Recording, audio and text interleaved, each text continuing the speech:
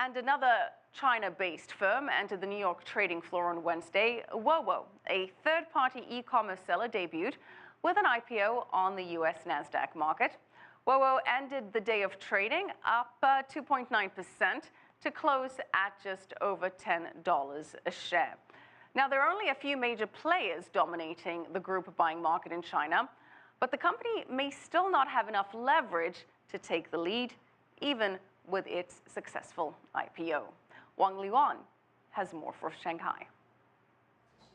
Wowo will be the first Chinese group buying website listed in the US if it completes an IPO before the end of this month as required by its investors. If successful, the company will raise nearly $69 million, but that may still not be enough for Wowo to compete with the big players in the market.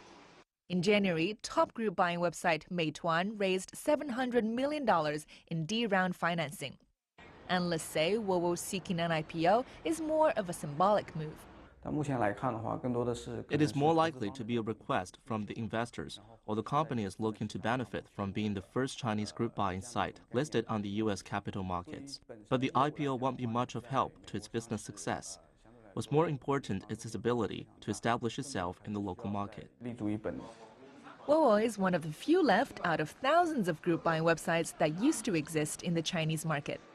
The business model was introduced to the country in 2010, and the number of players peaked at over 5,000 in 2011. There are fewer than 200 now. The sharp decline has made some wonder whether the fad of group buying is wearing off, but sales figures say otherwise. Last year, the market turnover grew more than 108% year-on-year to nearly 75 billion yuan, and users of group deals almost doubled to 1.2 billion people. Consumers still find group buying attractive. I still use group buying because it offers great discounts. Meituan, Dianping, and Nuomi are the most popular group buying websites in China, and together they generated 88% of all sector revenue last year. Each of them is backed by one of the country's internet giants, Alibaba, Tencent, or Baidu.